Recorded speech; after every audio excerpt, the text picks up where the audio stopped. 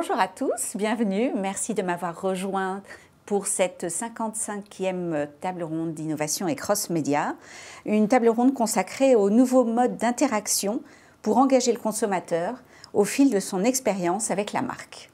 Alors pour en parler, j'ai le plaisir de recevoir à ma gauche Stéphanie Gignès. Bonjour. Bonjour Martha. Vous êtes directrice CRM, social media et e-merchandising du groupe Pierre et Vacances Center Parcs, leader européen du tourisme de proximité. Absolument. À vos côtés, Carole Latichko, bonjour. Bonjour Aja. Vous êtes directrice marketing de Sentis, créateur et expert de la diffusion de parfums dans l'air. Rocco Grenassia, bienvenue. Bonjour. Vous êtes Global Head of e-commerce de De Coppels, marque premium de prêt-à-porter française. Exactement. Et à ma droite, Laura Fauduc, bienvenue. Vous êtes directrice marketing et communication EMEA du géant du commerce chinois Alibaba Group. Alors Stéphanie, je vais démarrer avec vous. Le groupe Pierre et Vacances est un acteur majeur du tourisme, je le disais, de proximité. Vous avez fêté récemment les 50 ans du groupe. Qu'est-ce qui a changé concrètement dans l'approche du consommateur et en quoi l'engagement client devient aujourd'hui la réponse incontournable pour mieux capter et les fidéliser ? Quels sont vos enjeux concrètement? L'engagement client, il est fondamental. Donc le groupe Pierre et Vacances, effectivement, il a 50 ans, mais il est toujours en grande forme de jeunesse et de renouvellement et d'innovation. Et depuis quelques années, l'enjeu sur lequel nous travaillons, c'est vraiment la mutation d'une logique d'occupation, qui était la logique traditionnelle du tourisme, à une logique d'expérience, parce que nous achetons aujourd'hui tous des expériences de vacances et pas seulement des logements, donc c'est un vrai défi. Pour faire ça, en fait, c'est très simple, on a choisi à la fois de s'adapter et d'anticiper les comportements de nos clients, donc ça veut dire développer de la flexibilité, ça c'est plutôt un travail assez important côté produit, pour que les clients puissent choisir leur date d'arrivée, leur format de vacances, les services, enfin, des choses comme ça.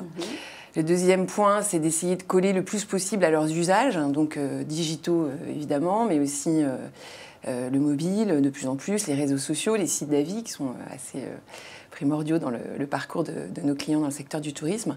Et le troisième point, ça n'étonnera personne, c'est la data, pour pouvoir à la fois mieux comprendre les comportements de nos clients, mais aussi personnaliser au mieux à la fois leur parcours et les expériences quand ils sont chez nous. Et on fait le pari qu'avec ces trois axes, on est en mesure de proposer des expériences qui soient mémorables et génératrices d'engagement pour nos clients. Vous me direz comment. Oui. Merci. Carole, alors Sentis, je le disais tout à l'heure aussi, créateur et diffuseur de parfums d'ambiance, historiquement d'abord implanté en B2B mais qui s'ouvre de plus en plus sur le B2C. Donc on rentre dans des démarches, des logiques d'acquisition et vous aussi vous misez sur l'engagement. Pourquoi ? Alors, absolument. C'est vrai que l'histoire de la société a été assez riche, puisqu'elle a été créée en 2004, et notamment pour concilier à la fois l'émotion du parfum et la technologie qui est de facto un petit peu plus rationnelle et moins émotionnelle que la diffusion de parfums. Ensuite, la société s'est inscrite dans la construction d'un certain nombre de produits, de systèmes de diffusion pour tout type de lieu, et puis aussi dans une collection de parfums, et pour finir dans une proposition de service, à la fois accompagnement technique, réglementaire, etc., auprès de différentes cibles. Et ces cibles, au fur et à mesure, se sont diversifiées. Et donc, nous aussi, nos besoins en termes de ciblage, d'acquisition et de fidélisation se sont démultipliés. Plus, comme vous le mentionniez, le fait d'avoir aussi une cible B2C à adresser. Aujourd'hui, quand on est dans le monde du parfum, on doit traiter de l'émotion. On est nous-mêmes sur un positionnement plutôt premium et on s'adresse à des sociétés qui sont dans des univers à la fois haut de gamme, voire luxe, et qui requièrent à la fois de l'émotion, de la personnalisation. Quand on doit traiter d'émotion, puisque c'est un pilier fondamental pour nous, c'est relativement difficile puisqu'on passe à travers le digital et que pour l'instant, les systèmes technologiques ne permettent pas de faire la diffusion de parfums et donc de créer ces interactions sensorielles avec nos clients. Donc il faut se baser sur d'autres méthodologies, sur l'image, sur le brand content, etc. Mais ça fait partie des chantiers que l'on mène, notamment pour faciliter bien sûr l'engagement et puis l'enchantement, voire le réenchantement de nos différentes cibles de clientèle. D'accord. Alors, Rocco, pour The Couples, créé en 2008, donc une dizaine d'années, vous avez connu et vous connaissez toujours un succès fort, fulgurant, avec un marketing qui était davantage auto-centré sur la marque, sur son ADN, sur ses produits, et vous avez opéré un shift pour vous concentrer sur vos clients et sur l'expérience que vous allez leur offrir. Alors, pour répondre à quels objectifs aussi de votre côté? Exactement. Aujourd'hui, donc on a vraiment surfé sur une très grosse croissance sur les 10 dernières années, puisqu'on va fêter nos 10 ans en 2018, en septembre prochain. On a vraiment surfé sur une très grosse croissance basée sur notre ADN, notre marque et nos produits. Et depuis quelques mois, on se rend compte qu'il faut opérer ce changement et il faut passer d'un marketing purement produit à un marketing client. Aujourd'hui, notre enjeu, ça va être tout simplement de proposer encore et encore plus de services à nos clients, tout en arrivant à résoudre l'équation économique. Et pour ça, on va utiliser la technologie pour innover. Pour remettre un peu de contexte, marché de l'habillement souffre un peu, on a perdu 14 points en 10 ans. Mais en revanche, on a un marché du luxe qui, lui, est en croissance et prévoit d'avoir une croissance de 40% d'ici 2025 avec une pénétration du online très forte.